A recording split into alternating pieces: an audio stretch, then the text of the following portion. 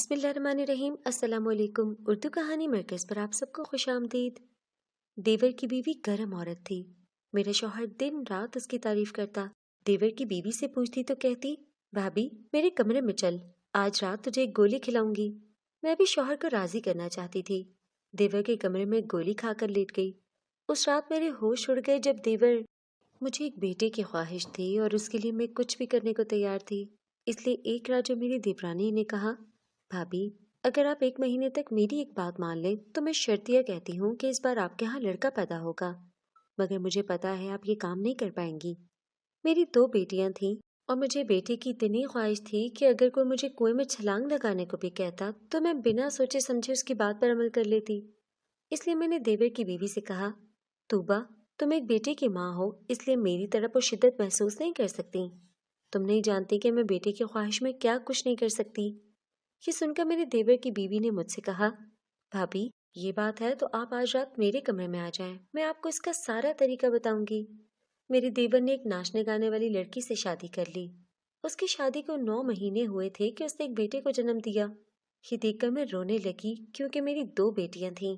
इसलिए मैंने अपने शौहर से कहा कि मैं पिछले 5 साल से जिस खुशखबरी के लिए तरस रही थी, तोबा को वो खुशखबरी इतनी जल्दी मिल गई। पता नहीं आपके छोटे भाई ने ऐसा क्या किया है। मेरी बात के जवाब में शौहर ने मेरी तरफ देखा और कहा, तुम ये कहना चाहती हो कि मुझ में कोई कमी या खराबी है? शौहर को गुस्से में देखकर मैं घबरा गई और मैंने कहा, नहीं नहीं, मेरा ये मतलब नहीं था। मैं तो ये कह रही थी कि तुबा बहुत खुशकिस्मत लड़की है।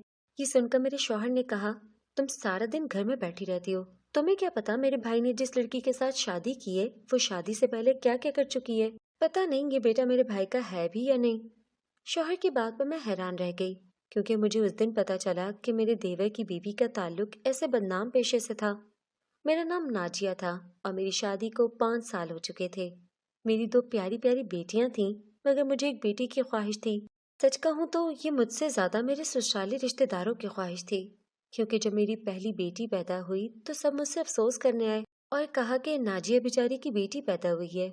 शादी के फौरन बाद पहली बेटी हो जाए तो औरत के अपने शौहर की नजरों में कदर कम हो जाती है।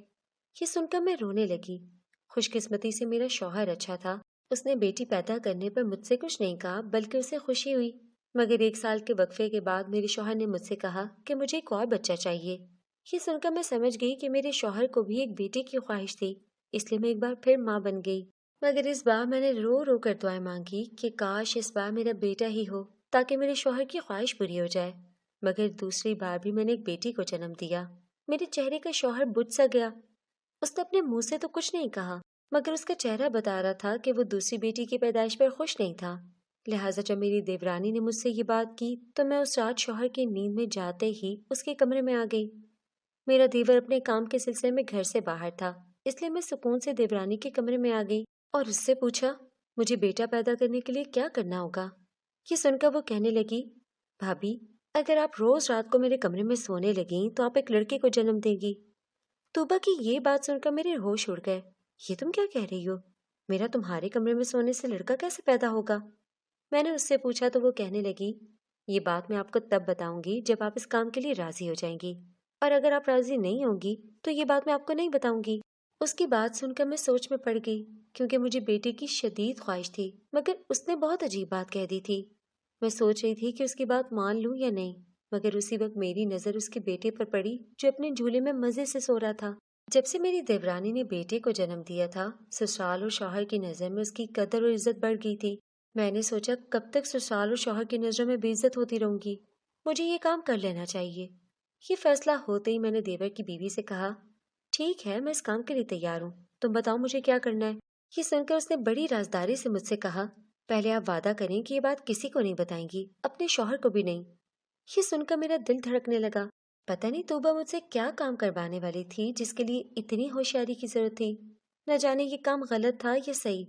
मैं कुछ देर के लिए सोच में पड़ गई, लेकिन मैं कुछ देर पहले ही तोबा से कह चुकी थी कि मैं इस काम के लिए तैयार हूँ, इसलिए मैंने वादा खिलाफी करना मुनासिब नहीं समझा। मैंने उससे कह दिया कि ठीक है, मैं ये बात अपने शौहर को भी नहीं बताऊंगी, लेकिन ये काम मुझे कब तक करना होगा। मेरी बात के जवाब में देवर की बीवी ने कहा, भाभी ये काम आपको तभी करना होगा जब मैं आपको अपने पास बुलाऊंगी, तब तक आपको मेरे साथ ये काम मुसलसल करना होगा। देवर की बीवी की इस बात ने मेरी जान निकाल दी थी। کیونکہ ہر رات ایسا کرنا میرے لیے مشکل تھا، مگر میں اس کام کے لیے حامی بھر چکی تھی، تو اب جو بھی ہو جائے مجھے یہ کام کرنا تھا۔ اس لیے میں نے توبہ سے کہہ دیا، تم بے فکر ہو جاؤ، جب جب مجھے اس کام کے لیے بلاؤ گی میں آ جاؤں گی۔ میری بات پر دیورانی کا چہرہ کھل اٹھا اور وہ کہنے لگی، بھابھی آپ کا جسم تھوڑا کمزور ہے، اس لیے آپ اپنی خوراک بڑھا دیں۔ آپ کا جسم میری طرح بھرا بھرا ہو جائے گا تبھی ٹھیک رہے گا۔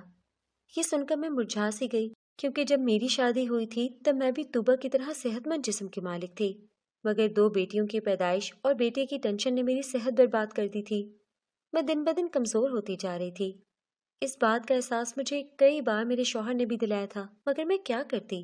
بیٹے کی خواہش میری زندگی کا روک بنتی جا رہی تھی۔ میں اپنے دیور کی بیوی کو رشک سے دیکھنے لگی، کیونکہ وہ بیٹے کو پیدا کر کے بھی ویسی کی ویسی صحت مند تھی، بلکہ اسے دیکھنے والے اکثر لوگ غیر شادی شدہ سمجھتے تھے، جبکہ میں کمزوری کے باعث بوڑھی اور بیمار لگنے لگی تھی۔ اس دن میں نے فیصلہ کیا کہ آئندہ سے اپنی صحت پر خوب توجہ دوں گی، کیونکہ جب میری گود میں بھی بیٹا ہوگا تو میری بھی دیورانی کی طرح عزت اور قدر ہوگی۔ اس دن میں شام کو کھانا بنا رہی تھی جب توبہ کچن میں آئی اور کہنے لگی، بھابھی آج رات آپ نے میرے کمرے میں آنا ہے، اس نے سرگوشی کے انداز میں کہا۔ تبھی وہاں میرا شوہر آ گیا اور کہنے لگا، تمہیں کتنی بار کہا ہے کہ توبہ سے دور رہا کرو، مگر جب دیکھو یہ تمہارے کانوں میں گھسے پسے کر رہی ہوتی ہے۔ تمہیں بتایا بھی تھا نا کہ یہ شادی سے پہلے کیا کام کرتی تھی، مگر اس کے باوجود تم میری بات کو نظر انداز کر دیتی ہو۔ شوہر کی یہ بات سن کر مجھے غصہ آ گیا تھا۔ جب سے میرے دیور کی شادی ہوئی تھی اور توبہ اس گھر میں آئی تھی، میرا شوہر تب سے یہ بات بار بار دہرا رہا تھا۔ اب تو میں تنگ آ گئی تھی، کیونکہ ایک ہی گھر میں رہتے ہوئے یہ کیسے ممکن تھا کہ میں توبہ سے الگ رہ پاتی، کیونکہ ہم دونوں سارا دن اکٹھے کام کرتی تھیں۔ اس لیے میں نے اپنے شوہر سے جل کر کہا، اگر توبہ آپ کو اتنی ناپسند تھی تو آپ اپنے بھائی کو منع کر دیتے کہ وہ اسے شادی نہ کرتا۔ یہ سن کر شوہر نے کہا، تم جانتی تو ہو کہ شادی کے وقت اسے کتنا سمجھایا تھا کہ اس بدنام لڑکی کو گھر نہ لائے۔ ایک گندی مچھلی کی وجہ سے سارا تالاب گندا ہو جاتا ہے، مگر اس پر تو عشق کا بھوت سوار تھا، اس لیے نہیں مانا۔ مگر تم تو میری بیوی ہو، تم تو میری بات مان لیا کرو۔ یہ کہہ کر وہ کچن سے باہر چلا گیا، جبکہ میں خود سے کہنے لگی، ہر وقت مجھ پر شک کرتا رہتا ہے، مجھے ڈانٹتا رہتا ہے۔ اگر آج میرا بیٹا ہوتا تو یہ کبھی مجھ پر کوئی اعتراض نہ اٹھاتا۔ ایک میرا دیور ہے جو بیوی کے سکھ اور عیش کے لیے گھر سے دور تھا۔ میں اپنی قسمت کو کوسنے لگی۔ میں تو یہ سوچ کر ہی ڈر رہی تھی کہ میں رات کو توبہ کے کمرے میں کیسے جاؤں گی۔ اگر رات کو میرے شوہر کی آنکھ کھلی تو کیا ہوگا؟ مجھے اپنے کمرے میں سوتا نہ دیکھ کر میرا شوہر مجھے پورے گھر میں تلاش کرنے نکل پڑے گا۔ ایسے میں یہ سب میں کیسے کروں گی؟ یہ سوچتے سوچتے رات ہو گئی۔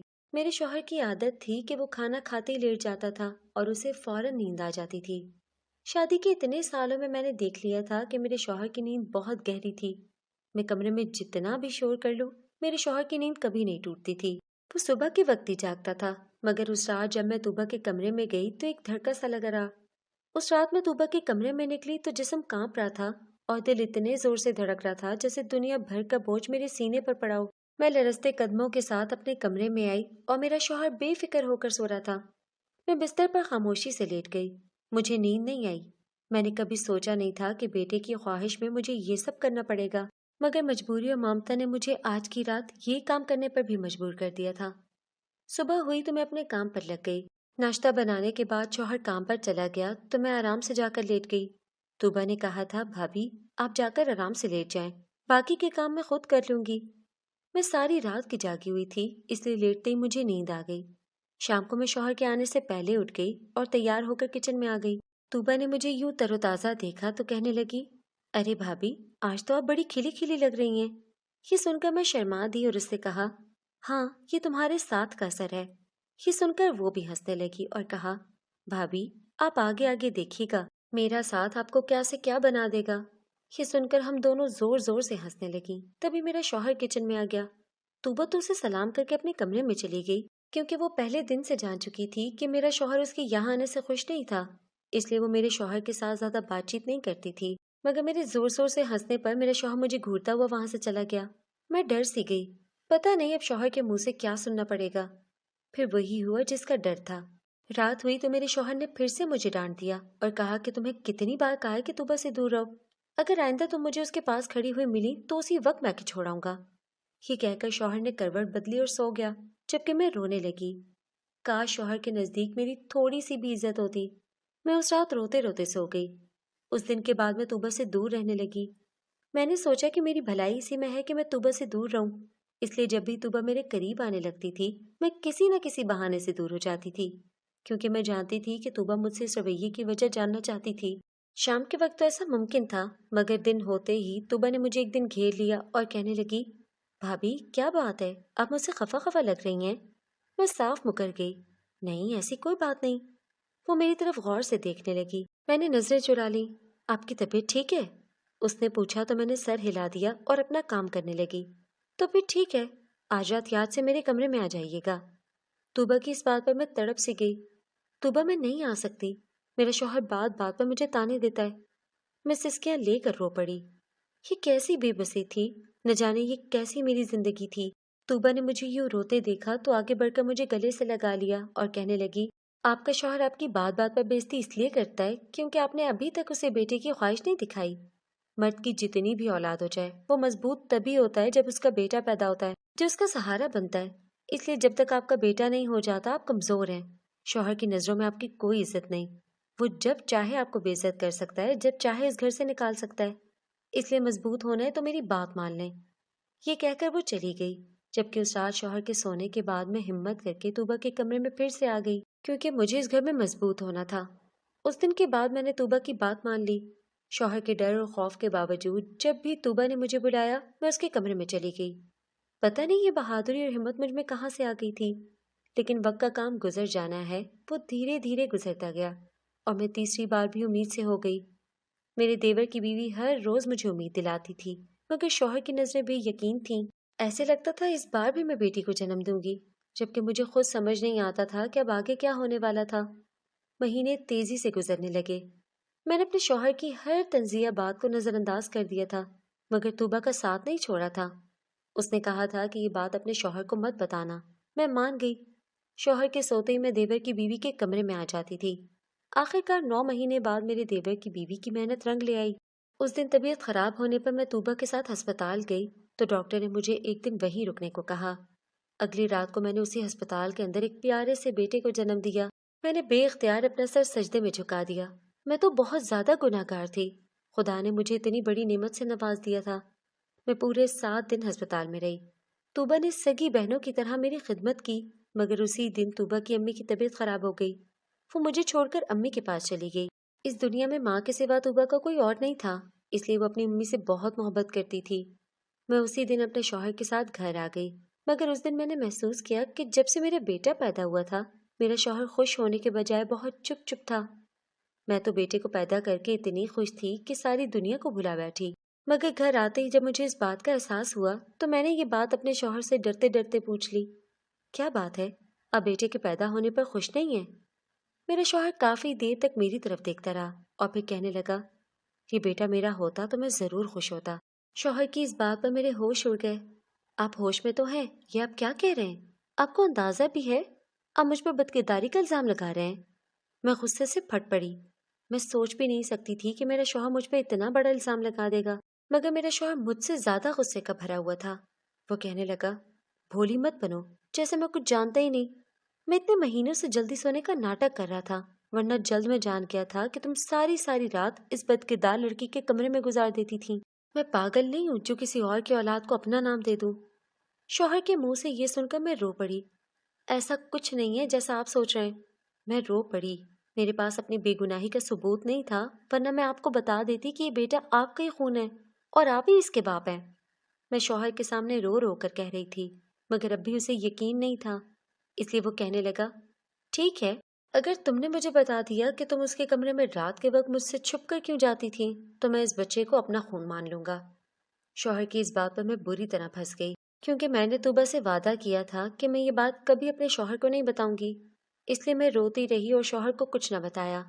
یہ دیکھ کر میرے شوہر کو یقین ہو گیا کہ یہ بچہ اس کا نہیں تھا، اس لیے وہ مجھے میرے میکے چھوڑ گیا اور کہا کہ تمہیں میرا وکیل علیحدگی کے کاغذات دے جائے گا۔ یہ سن کر میں بے ہوش ہو گئی، کیونکہ یہ سب میں نے اس لیے کیا تھا تاکہ شوہر کی نظروں میں جگہ بنا پاؤں، مگر بیٹے کو پیدا کر کے بھی میں اس کی نظروں سے گر چکی تھی۔ لیکن میں نے اسے وہ سچ نہیں بتایا جو طوبا اور میرے بیچ ان راتوں میں ہوتا رہا۔ میں 1 ہفتے تک میکے پڑی رہی۔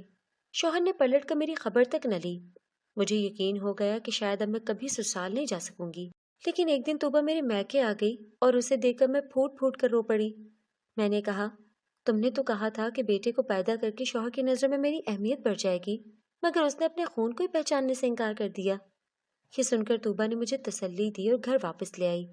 میں نے ڈرتے ڈرتے اپنے کمرے میں قدم رکھا تو چونک گئی، کیونکہ سامنے بیٹھے شوہر نے کہا، تم واپس کیوں آئی ہو؟ یہ سن کر میں کچھ کہنے والی تھی تبھی میرے پیچھے طوبا آ گئی۔ وہ میرے شوہر سے کہنے لگی، بھائی جان، آپ نے ہمیشہ مجھ سے نفرت کی کیونکہ میں ایک گانے بجانے والی ماں کی بیٹی تھی، مگر میرا قصور صرف اتنا تھا کہ میں نے وہاں جنم لیا تھا۔ اس کے بعد میں نے کبھی کوئی گناہ نہیں کیا تھا، مگر یہ قصور میرا جرم بن گیا۔ میرے شوہر نے مجھے عزت دی، نکاح کیا، مگر آپ نے مجھے ہمیشہ شک کی نظر سے دیکھا۔ لیکن یہ آپ کی بیوی ہے، اس پر شک مت کریں۔ یہ سن کر طوبا نے میرے شوہر کو سب سچ بتایا اور کہا، میری امی ایک ایسی دوا بناتی ہیں جسے کھانے والی عورت کے ہاں بیٹا پیدا ہوتا ہے۔ یہ دوائی میں خود کھا چکی تھی، اس لیے جب بھابھی نے مجھے بیٹے کی خواہش والی بات بتائی تو میں ہر رات بھابھی کو یہ دوائی دودھ میں ملا کر پلانے لگی تاکہ بھابھی کا بیٹا پیدا ہو۔ مگر آپ سے یہ بات اس لیے چھپائی کیونکہ میں جانتی تھی کہ میری وجہ سے آپ بھابھی پر بھی شک کریں گے۔ طوبا نے اس دن میرے شوہر کو ساری حقیقت بتا دی، جسے سن کر میرے شوہر ہکا بکا رہ گیا۔ وہ بے یقین نظروں سے میری طرف دیکھ رہا تھا۔ شاید اسے اپنی غلطی کا احساس ہو گیا تھا، اس لیے میرے شوہر نے مجھ سے کہا، پلیز آپ دونوں مجھے معاف کر دیں، میں نے آپ دونوں پر اتنا بڑا الزام لگا دیا۔ طوبا نے میرے شوہر کو اسی وقت معاف کر دیا، کیونکہ وہ گانے بجانے والی عورت کی بیٹی ضرور تھی مگر بدکردار ہرگز نہیں تھی۔